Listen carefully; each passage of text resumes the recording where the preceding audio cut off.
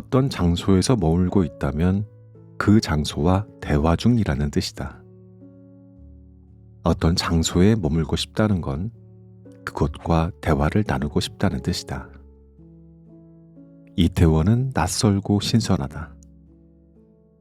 익숙하고 지루하다가 다시 롤러코스터의 꼭지점을 향해 올라가듯 그렇게 힘겹기도 하다.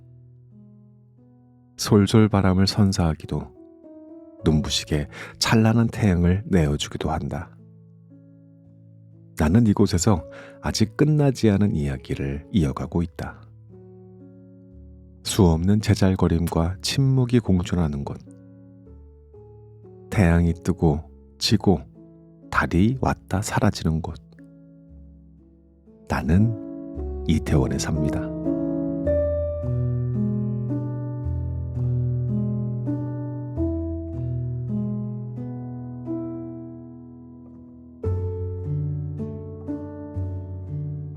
스물여섯 살 무렵이었던가 제가 서울에서 살았던 적이 있었습니다. 용산구 후암동이라고 하는 낯선 이름의 동네였어요. 숨이 턱끝까지 차오르는 그 가파른 경사에 좁은 골목길을 한참이나 걸어 올라가야 만날 수 있었던 작은 빌라. 거기에서도 가장 높은 곳에 있었던 옥탑방에서 살았습니다. 매일 오르내리는 그 길이 고단할 법도 했는데 저는 정말 거기를 사랑했어요. 옥탑방 창문으로 바라보이던 남산의 능선과 달 아래 옹기종기 모여있던 작은 집들의 풍경이 서울살이의 불안과 고단함을 잠재울 만큼 아름다웠기 때문입니다. 비록 서울이라는 거대한 도시에 뿌리를 내리지 못하고 2년 만에 짐을 싸서 강릉으로 내려가야 했지만 그 시절 후암동과 해방촌, 이태원 골목 곳곳에 심어둔 소소했던 추억들은 여전히 내 안에 숨쉬고 있습니다. 그래서였을까요? 출판사에서 책을 보내주셨는데 책 제목이 이태원에 삽니다 였습니다. 책을 마주하는데 마치 헤어진 옛 연인을 우연히 만난 것처럼 가슴이 막 뛰더라고요. 이태원이라니, 내가 그토록 사랑했던 동네. 이 책은 단순히 힙한 동네 이태원을 소개하는 가이드북 아니고요. 저자가 프롤로그에서 밝히고 있는데 이 책은 상실을 넘어 나로 서기까지의 기록이자 과거와 현재가 이어지는 남산 아랫골목에서 잃어버린 나를 다시 찾는 빛의 여정을 그리고 있습니다. 책장을 넘기면요, 20대에 걸었던 그 거리의 공기가 생생하게 되살아납니다. 저자는 이태원을 어디에도 완전히 속하지 않는 사람들이 모여 각자의 방식으로 버텨내는 곳이라고 묘사합니다. 다양한 국적과 문화, 그리고 서로 다른 사연을 가진 사람들이 모여 사는 이 공간은 서울에서 자리를 잡지 못해서 이방인처럼 서성였던 저의 20대와도 참 묘하게 닮아 있었습니다. 저자 역시 이곳에서 상실을 경험했고 치유와 위로를 받았으며 마침내 나다운 자유를 찾아냈다고요. 특히 인상 깊었던 것은 저자가 바라보는 이태원의 풍경입니다.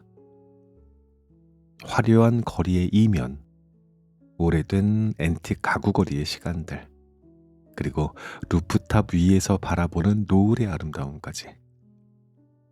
저자의 시선은 이태원이라는 물리적인 공간을 넘어서 그곳에 머무는 사람들의 태도를 향합니다. 서로 다른 언어와 향기가 뒤섞인 거리에서 다름이 어떻게 조화를 이루는지, 그리고 그 안에서 어떻게 나 자신을 존중하며 타인과 공존할 수 있는지를 담담한 필체로 그려냅니다. 제가 후암동 옥탑방에서 남산을 바라보며 위로받았던 것처럼 저자에게도 남산과 이태원의 골목은 아마도 치유의 공간이었나 봅니다. 책 속에는 이태원 참사의 아픔을 딛고 상처를 껴안으며 다시 일어서려는 공동체의 회복과 희망의 메시지도 담겨 있어요. 그냥 어쩌다 살게 된 한 동네의 이야기가 아니라 불확실한 경계 위에 서 있는 우리 모두에게 건네는 따뜻한 격려처럼 느껴집니다. 저는 이제 다시 서울로 올라왔지요. 이 책 녹음하고 나서 이태원 여행 다시 한번 가봐야겠습니다. 거의 30년 동안이나, 아이고, 30년이나 그곳을 이렇게 까맣게 잊고 있었다니. 아직도 그 가팔랐던 골목길이 그대로 있을까요? 20대 시절 자작나무 총각이었던 제 발자취를 조용히 따라가 보고 싶어지네요.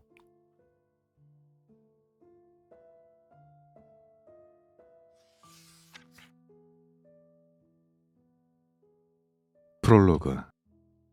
이 책은 휴머니즘과 공동체에 관한 이야기입니다. 나로 당당히 서기를 허락하는 나다운 자유에 관한 이야기입니다. 저는 이태원에 삽니다. 이태원은 다양한 문화 속에서도 나다울 수 있고 타인의 다양성을 인정하는 자유와 포용의 공간입니다. 저는 15년째 삼각지, 후암동, 이태원동, 명동, 해방촌 등을 오가며 살고 있습니다. 많은 분들이 이태원 하면 자유와 무질서를 동시에 떠올리죠. 그도 그럴 것이 이태원은 다양한 인종과 문화를 가진 이들이 총집합된 멜팅팟 같은 곳이니까요. 이곳 풍경을 한 장의 사진으로 남긴다면 아마도 다음과 같지 않을까요?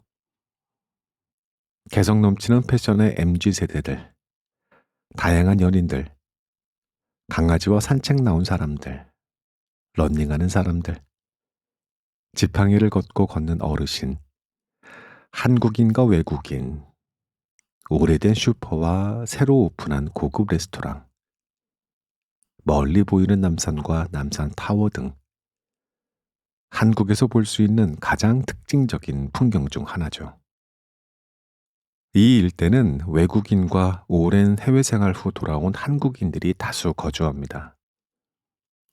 반면 일제강점기와 한국전쟁을 겪으며 터를 잡고 살아온 원주민들과 최근 새롭게 이주한 청년들의 삶의 터전이기도 합니다. 매우 다양한 문화가 공존하고 한국인과 외국인, 남녀노소가 어우러져 사는 열린 공간입니다. 오래전부터 트렌디하고 독특한 패션숍, 갤러리, 레스토랑, 카페, 바, 클럽과 같은 상권이 형성된 이유이기도 합니다. 그래서 서로의 다름이 그리 특별할 것이 없습니다. 다름을 인정하고 존중하는 톨레랑스의 정신이 자연스레 형성된 곳이죠. 무질서하기보다는 한껏 나다울 수 있는 공간이라고 생각됩니다. 이러한 이유로 국내외 관광객들의 발길이 끊이지 않는 곳이기도 하죠. 최근에는 이태원의 중심뿐만 아니라 남산 해방촌에서도 보이는 서울의 노을을 구경하기 위해 더더욱 많은 관광객들이 붐비고 있습니다. 이태원은 또한 남산이 있어 쉬이 자연을 만끽할 수 있습니다. 제가 이곳에 사는 가장 중요한 이유 중 하나죠. 사계절 자연의 변화를 가장 가까이서 체험할 수 있답니다. 미처 몰랐던 야생화를 발견하는 재미를 즐기고 숲속을 산책하며 고요히 나만의 시간을 갖기도 합니다. 3년 전 가을, 안타깝게도 이태원 참사가 있었습니다.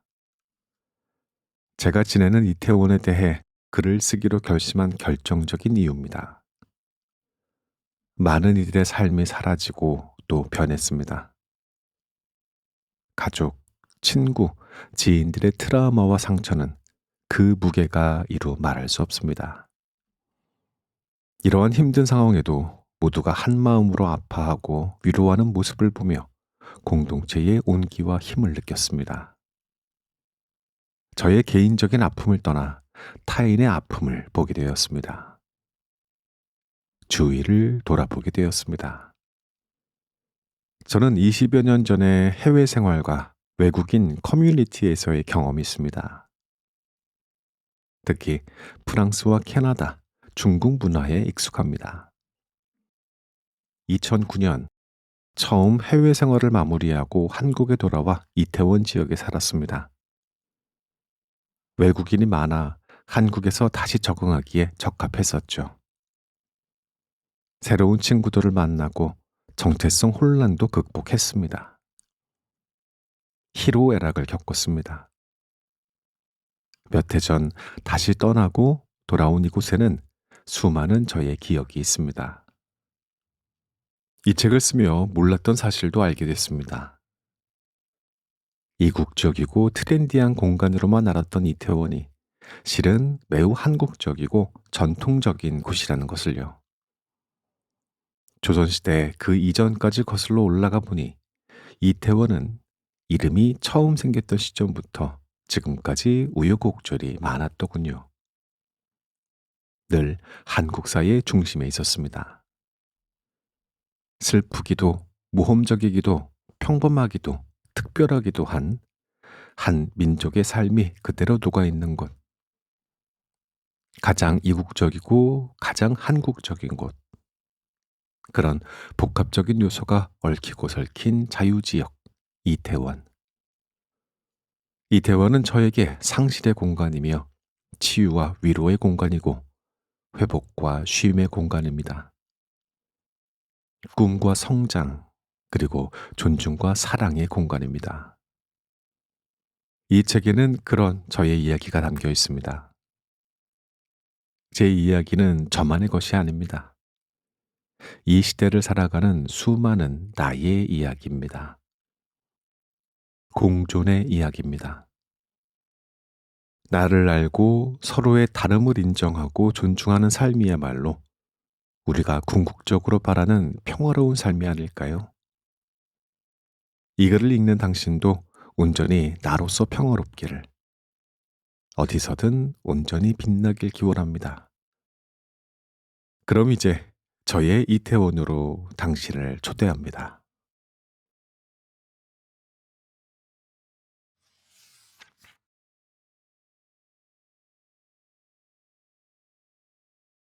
이태원 디아스포라. 2009년 캐나다 생활을 마치고 한국으로 돌아와 처음 정착한 곳이 용산구 삼각지이다. 용산에는 외국인들이 많았다. 그들은 나름 커뮤니티를 형성하며 이태원을 중심으로 살고 있었다.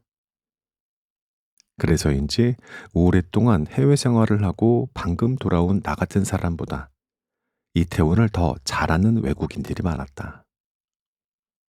특히 내가 만난 캐나다인 S는 더욱더 그랬다. B형, 이태원이 무슨 뜻인지 알아요? 그게 무슨 말이죠? 그럴 줄 알았어요. 한국인들은 이태원의 어원이나 이 지역의 역사를 잘 모르더라고요. 이태원은 한자로 달을 아이벨 태, 집 원자를 써서 이태원. 즉, 배가 다른 사람들이 사는 곳, 이방인이 사는 곳이라는 의미예요. 네? 그런가요? 한 번도 생각해 본 적이 없었네요. 그런데 뜻이 좀 의외이긴 하네요. S와의 대화에서 얼굴이 화끈거렸다. 사는 곳에 대한 부족한 지식과 이태원의 한자적인 의미가 다소 충격적이기 때문이다. 그녀는 내가 한국에 없을 때 서울에 정착했다. 벌써 서울 생활 7년차 베테랑이었다. 한국 생활에 관심이 있는 외국인들을 위해 웹사이트를 운영하며 유용한 생활 정보를 제공하고 있었다. 누구보다 한국을 잘 알고 있는 듯 했다. 배가 다른 사람들이 사는 곳이라. 그녀가 다시 대화를 이어갔지만 나는 좀처럼 들리지 않았다. 이태원이 배가 다른 사람들이 사는 곳이란다. 외국인들을 배다른 사람으로 표현한 것 같아 괜히 불편했다. 생선 가시가 걸린 것처럼 목안이 따가웠다.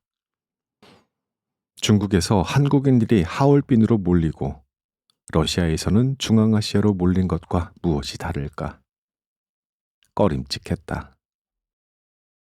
오랜 해외 생활로 누구보다 이방인이 느끼는 차별에 대해 잘 알고 있다.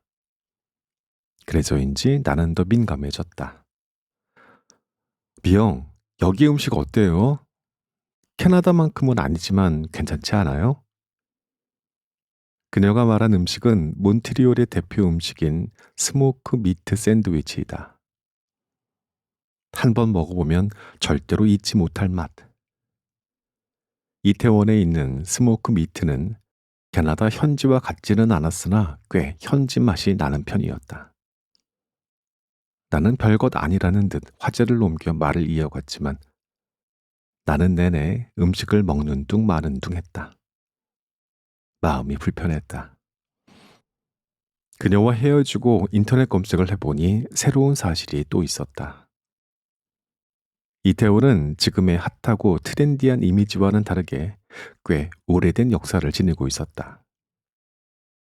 지리적으로는 과거 용산고등학교 일대에 있던 이태원의 위치가 지금 이태원의 위치로 바뀌었다. 같은 이름, 다른 장소인 셈이다. 명칭으로 사용된 한자도 여러 번 바뀌었다.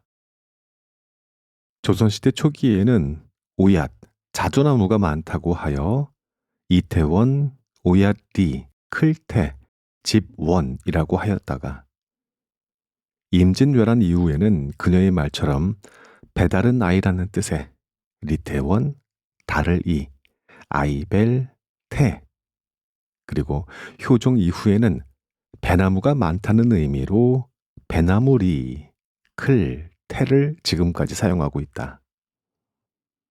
모두 발음은 이태원이나 한자와 의미에서 변화를 거듭했다. 그러나 외국인들에게는 이런 이태원의 명칭이 알게 모르게 배다른 사람들이 모여 있는 곳으로 통용되고 있다. 물론 이태원의 의미를 모르는 외국인들도 많다. 요점은 이태원이라는 공간의 한자가 여러 번 바뀐 이유가 한 민족의 역사와 무관하지 않다는 점. 의도적이든 아니든 외국인과 내국인을 구분하는 뉘앙스가 있다는 점. 대한민국은 전국 어느 곳을 가나 과거 외세의 침략과 전쟁의 상처를 지니고 있다. 특히 이태원 지역은 임진왜란, 병자호란, 이모군란, 일제강점기, 한국전쟁, 미군 주둔을 거치며 외국 세력과 관계하는 중요한 요충지로서의 역할을 해왔다. 한국사의 가장 중요한 사건을 함께한 곳이며 가장 깊은 상처를 안고 있는 곳이라고 해도 과하지 않다. 역사는 반복된다. 과거를 보면 미래를 알 수 있다고 한다. 이태원은 여전히 외국 문화의 중심지이다. 많은 외국인이 살고 외국에서 돌아온 한국인들도 많다. 디아스포라들이다. 디아스포라는 민족의 정착지를 벗어나 세계 여러 나라에 흩어져 사는 사람들을 가리키는 말이다. 외국에 사는 한인들, 한국에 사는 외국인들이 해당한다. 나를 포함하여 이들은 여러 문화를 체득하고 있으며 때로는 정체성의 혼란을 겪기도 한다. 새로 정착하는 사회에서 다시 적응해야 하는 설렘과 부담을 동시에 지니고 있다. 어딜 가나 다 그런 것 아니냐고 반문할 수도 있겠다.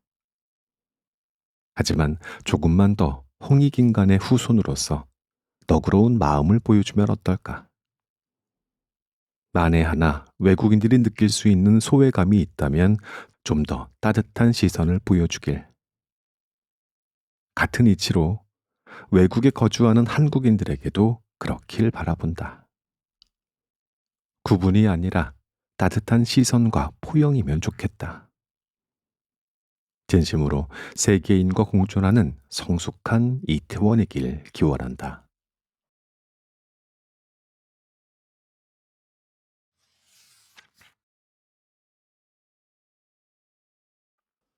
수선화. 주말에 언니가 사진을 보내왔다. 수선화다. 아직 바람이 제법 찬데 사진에는 따뜻한 봄 기운이 가득하다. 엄마 집 화단에 핀 노란 꽃이 마당 안에도 밖에도 풍성하다. 근처 농원에서 사서 바로 심은 듯 싱싱해 보인다.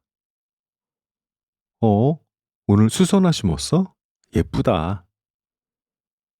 엄마의 화단에는 철마다 피는 꽃이 다르다. 보는 즐거움도 다채롭다. 이번 봄에는 수선화를 가득 심었나 보다.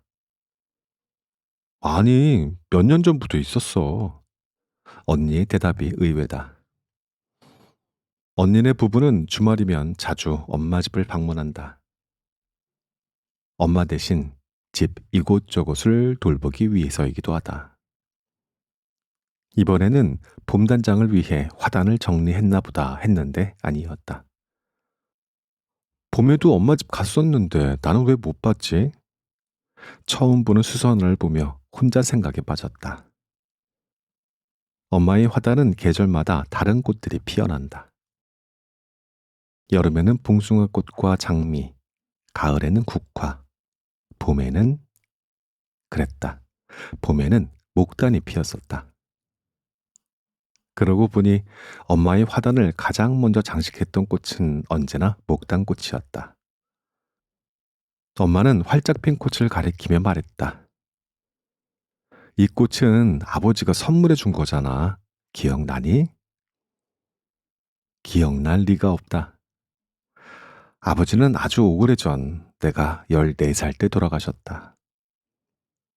아버지가 엄마에게 선물한 목단꽃이 지금도 꽃을 피우다니 그저 신기할 따름이다. 엄마의 화단에는 사랑과 정성이 녹아 있었다. 해방촌에서 지내면서도 어르신들이 가꾸는 화단을 볼 기회가 많다. 화단은 대부분이 항아리로 되어 있다. 어르신들은 간장이나 고추장 대신 물이 잘 빠지는 독에 흙을 담아 채소를 심고 꽃을 심는다.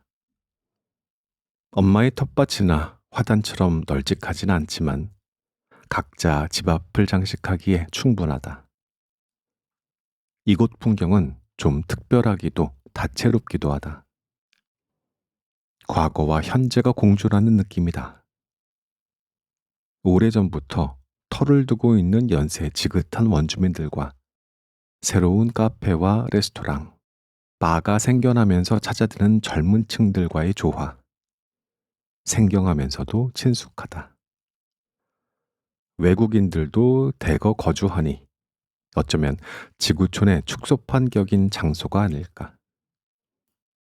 길을 걷다 내복 차림으로 화단을 정리하는 어르신들과 마주할 때면 이곳이 21세기 서울인가라는 생각이 들다가도 근처 매우 근사한 바에서 외국인 친구와 위스키를 마시고 있노라면 이곳이야말로 21세기 서울이지라는 생각을 또 하게 된다.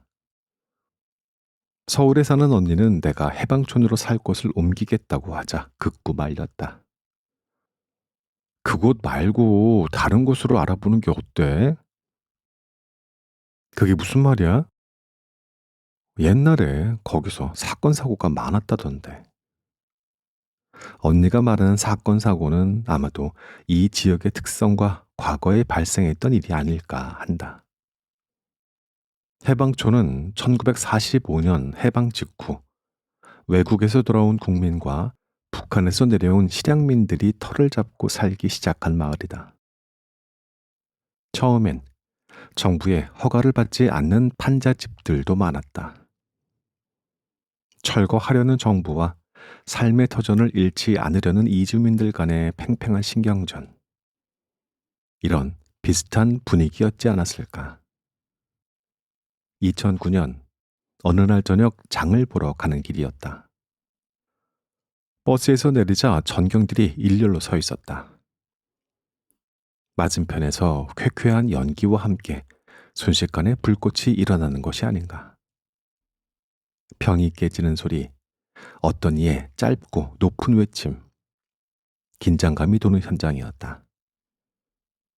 놀란 가슴에 웅성거리는 사람들 틈을 벗어나 이마트로 가던 길을 재촉했다. 용산역 앞 재개발 지역에서 일어난 참사였다. 영화 같은 일을 현실에서 목격하고 TV 생중계로도 보았다. 참혹했다. 해방촌 판잣집은 이제 없으나 여전히 어떤 이들에게는 위험한 곳으로 느껴지나 보다. 이곳에는 이제 여든이 되신 나의 엄마처럼 연세가 있으신 어른들도 많다. 엄마는 어릴 적에 부산까지 걸어서 피난 갔던 이야기를 몇 번 해주신 적이 있다. 연약하고 작은 아이였을 때다. 전쟁의 공포와 피난의 고단함은 세월이 지나도 잊혀지지 않나 보다.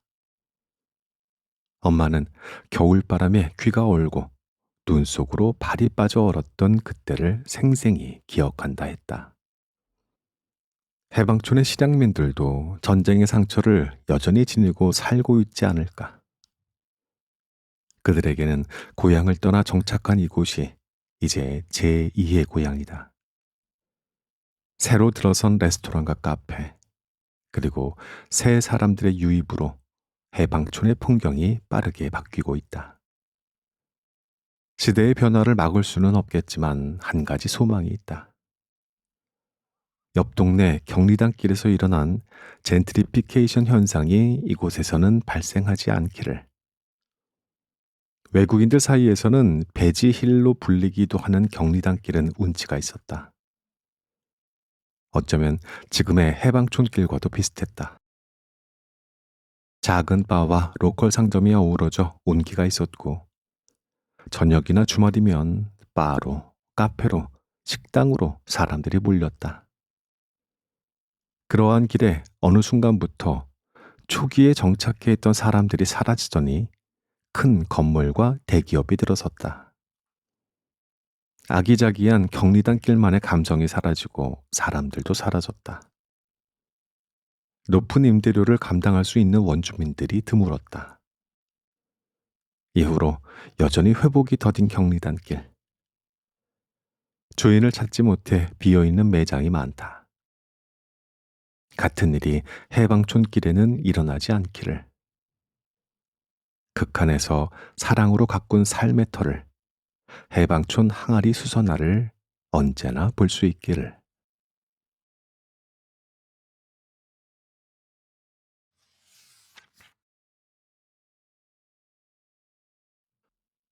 인생 네컷. 찰칵, 찰칵, 찰칵찰칵. 손은 하트 모양을 하고 얼굴은 웃음 가득. 윙크를 하거나 깔깔거리며 고개를 이리저리 돌려보기도 한다. 반짝이는 왕관, 꽃잎 모양 장식, 우스꽝스러운 모자에 요정이나 사용할 듯한 마술봉, 커다랗고 우스꽝스러운 선글라스 등등 소품도 가지각색이다.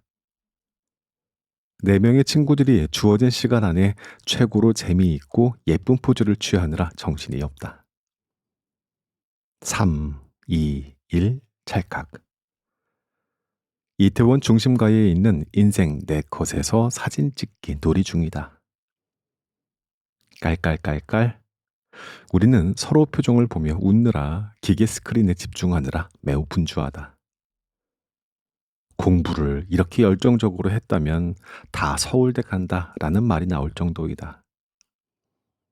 딱딱하고 무표정한 얼굴은 어디 가고 웃음이 떠나질 않는다. 비좁은 부스 안에서 서로 몸을 부비고 밀착되어 끝까지 최선을 다한다. 마지막 컷은 언제나 아쉽다. 다시 사진을 찍어야 할까 하는 유혹도 잠시, 인쇄된 사진을 보고 너나 할 것 없이 웃음이 터진다. 와, 이 사진 너무 웃긴다. 정말 잘 찍었다. 인생 네컷은 즉석 사진 부스를 통틀어 부르는 말이다. 어딜 가든 스타벅스가 있는 것처럼 어딜 가든 인생 네컷이 있다. 사실 인생 네컷은 브랜드 이름이다. 포토이즘, 하루필름, 포토그레이, 인생 네컷 등 그중 인생 네컷이 널리 알려져 보통 명사처럼 불리는 듯하다. 그런데 어쩌면 이름을 이렇게 잘 지었을까? 네 번의 기회가 있다. 인생 최고의 사진을 위해 최선을 다해야 할 듯하다. 90년대 말에도 스티커 사진은 유행했었다. 외국으로 떠난 뒤 나의 한국에서의 시간은 기억 속에서 멈춰 있었나 보다. 돌아오니 그 사이 무수한 닭갈비 식당이 사라지고 건물이 사라지고 신조어가 생겨났다. 스티커 사진도 없어졌나 싶었는데 하나둘 다시 눈에 띈다. 캐나다나 프랑스에는 사진 부스가 지하철역에 있다. 주로 급할 때 여권 사진이나 증명 사진이 필요한 경우 저렴한 가격에 많이들 이용한다. 인생 네컷처럼 코믹한 사진을 찍을 수도 있다. 단지 배경이 단조롭고 무채색이며 우스꽝스러운 소품이나 어린아이 장난감 같은 장식용품이 없을 뿐이다. 그래서인지 프랑스에서 방문한 친구들에게는 이곳이 신세계나 다름이 없었다. 놀이동산에 온 아이처럼 그렇게 신나할 수가 없다.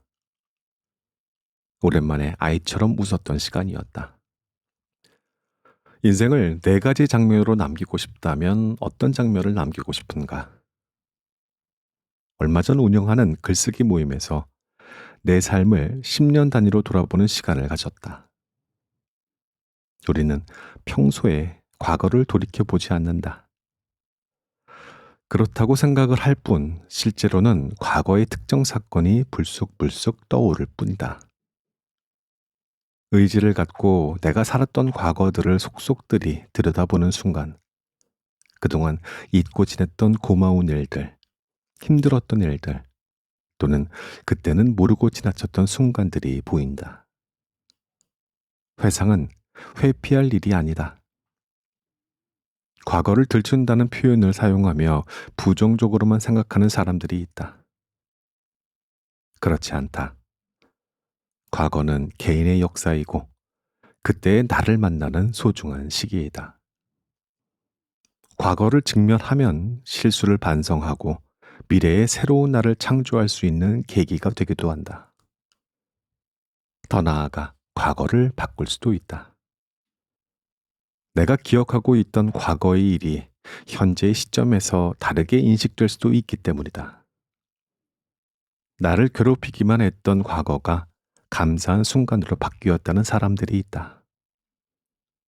어떤 작업을 할지는 각자의 경험과 의지에 따라 다르다. 그러니 때로는 인생을 돌아보고 나만의 인생 내 것을 만들어 보면 어떨까?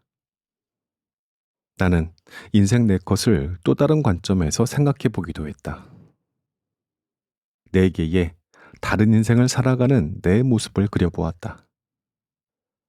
당당한 글로벌 사업가로서의 삶, 동기부여가로서의 삶, 세계적인 예술가로서의 삶, 학자로서의 삶 등 우리에게 이런 다양한 선택권이 있음을 안다면 인생은 늘 재미있고 흥미진진하지 않을까.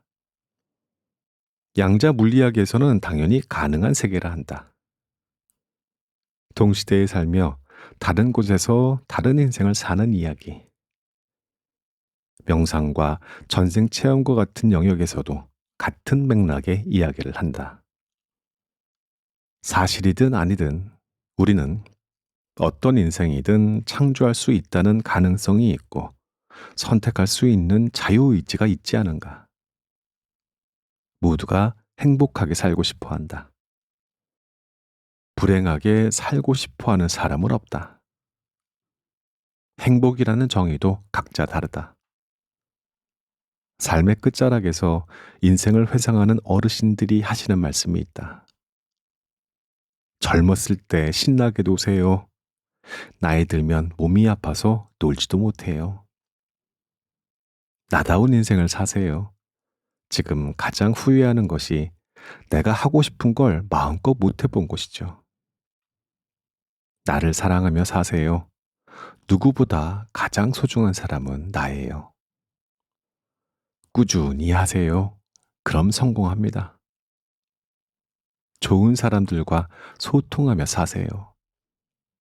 가족과 공동체에서 함께 사는 것이 가장 중요했어요. 등등의 조언, 아쉬움, 지혜를 공유하곤 한다.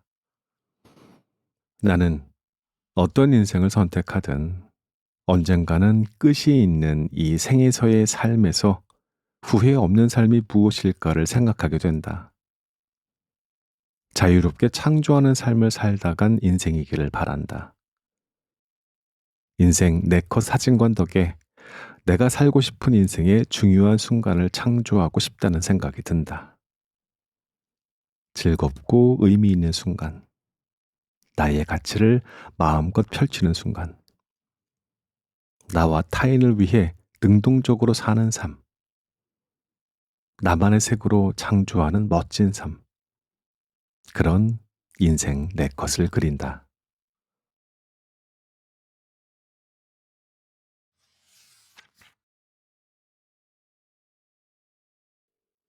영원한 건 없다. 모든 것은 변한다.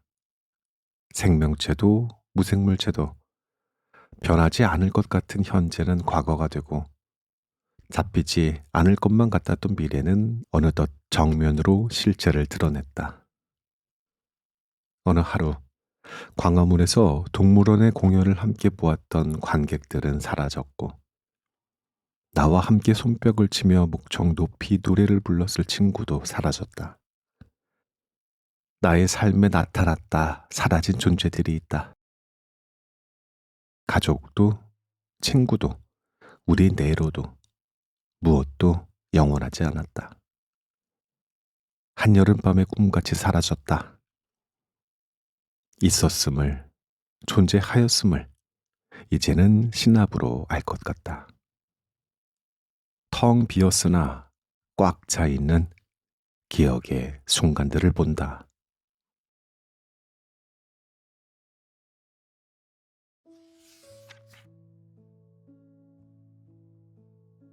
에필로그. 소월길 중간쯤 컴포터블에 앉아 이 글을 씁니다. 가패한 통창 밖으로 서울이 훤히 펼쳐져 있네요. 왼쪽부터 경리단, 해방촌, 저 멀리 삼각지, 가까이로는 후암동, 그 오른쪽으로 명동이 보입니다. 모두 제가 살았던 곳입니다. 근 15년을 이태원에 머물며 많은 경험을 했습니다. 사랑을 했고 상실을 경험하고 치유를 했습니다. 나 자신과 화해하고 그와도 화해했습니다. 살아가면서 결단코 필요했던 사람들과의 관계에서 얼마나 많은 것을 배우고 깨달았는지요. 짐작하시겠지만 지금도 진행 중입니다. 우리는 혼자 살 수 없습니다. 함께 살아야 하는 존재지요. 누군가는 처세술이라고 하는 사회적인 스킬도 필요하다 합니다. 어쩔 수 없는 사회적인 존재라면서 맞을지도 모릅니다. 그러나 저는 절대로 잊지 않고 싶은 것이 있습니다. 누구보다 나 자신을 가장 아끼고 싶은 마음, 나를 존중하는 마음, 나를 사랑하는 마음입니다. 그 마음이 먼저이기를 바랍니다. 그 마음이 가슴 깊숙한 곳에서부터 우러나올 때 비로소 진심으로 타인을 존중하고 사랑할 수 있음을 알게 되었습니다. 주문한 카모마일 티가 나옵니다. 투명한 티팟에 하얀 도자기 컵, 그리고 글카드와 함께입니다. 문구가 특이해서 점원에게 물어보니 아래층 향수가게에서 파는 향을 설명하는 문구라 합니다. 꽤 서정적입니다. 땀이 식을 즈음 흙먼지 사이로 느껴지는 달콤한 향기에 무심코 뒤를 돌아보다 그 애와 눈이 마주쳤다. 고개를 돌려도 푸 부는 풍선껌의 단내가 어깨를 타고 넘어온다. 어릴 적 순수했던 때가 생각납니다. 지금의 나는 어떤 모습인가 하고 봅니다. 성인이 되고 외모도 많이 변했습니다. 시간이 지나고 환경이 바뀌었으니 당연하겠죠. 우리는 늘 순수했던 그 시절을 동경하죠. 가끔은 그때의 때묻지 않은 시절로 돌아가고 싶습니다. 세상 속에 살아가며 가려진 순수성을 한껏 드러내고 싶기도 합니다. 중년이 되고 노년이 되어도 그럴 것입니다. 세상에서 저를 가장 사랑해 주시고 지지해 주었던 외할머니가 돌아가신 지 10년이 넘었습니다. 할머니는 임종 직전에 어떤 노래를 불렀다고 해요. 할머니가 어린아이였을 때 자주 불렀던 노래였답니다. 오랜 시간 동안 잊고 산 줄 알았는데 무의식 깊숙한 곳에 늘 어린 시절에 그 아이와 함께하고 있었던 것이죠. 저는 이 책을 통해 독자 여러분들이 자신을 만나고 더 알아가는 시간을 가지셨으면 좋겠습니다. 나를 존중하고 격려하고 인정해 주셨으면 좋겠습니다. 늘 사랑을 주셨으면 좋겠습니다. 그래야 진심으로 타인을 사랑할 수 있더군요. 시야가 뻥 뚫린 루프탑으로 나왔습니다. 도시 위에 떠 있는 푸른 바다 같은 하늘. 그 안에 시시각각 변하는 하얀 구름과 노을의 풍경. 잠시 후에 푸른 밤과 신선한 바람이 불어오겠네요. 이내 이 아름다운 하늘 풍경을 담으려는 사람들이 하나둘 모일 것 같습니다. 당신이 있는 곳이 궁금합니다. 그곳에도 상실과 사랑이, 치유와 화해가 있는지요? 그곳에서 당신다운 삶을 사시기를, 타인의 공간이 존중되기를, 당신 그 자체로 사는 삶이 펼쳐지기를.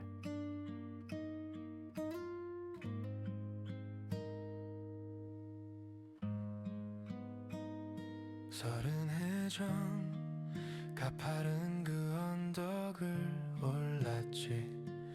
담벼락에 기대웃던 네 얼굴 아직 선명해. 담배 연기 좁은 골목 천장에 매달리고 빨간 조명 비추던 깊숙한 작은 카페들. 이태원 골목 끝에서 우린 뭐가 될 줄 알았나. 값싼 커피 위에 올린 허세 섞인 꿈들. 이젠 어디쯤 걷고 있을까. 서로를 잃어버린 이름들. 밤마다 떠도는 그때 그 목소리. 비가 오면 미끄럽던 그 계단이 떠올라. 우산 하나 나눠 쓰고 어깨를 맞추던 너. 마감 시간 의자 위로 올라간 불빛 아래. 집에 가긴 싫어서 빈잔만 돌려놓고. 이태원 골목 끝에서 우린 뭐가 될 줄 알았나. 낡은 스피커 사이로 흘러나온 위로. 이젠 어디쯤 잠들었을까. 다시 못 불러볼 별명들. 밤마다 스치는 얼굴 없는 미소. 번호도 집도 다 바뀌어버린 지금. 혹시 너도 가끔은 여기 생각나니. 지도에도 남지 않은 우리의 시간들. 이태원 골목 끝에서 한 번쯤 마주칠 수 있다면 아무 말도 못하고 웃음만 나올까. 이젠 어디로 흘러가는지 알 수 없는 우리 하루를 낯선 불빛 아래 혼자서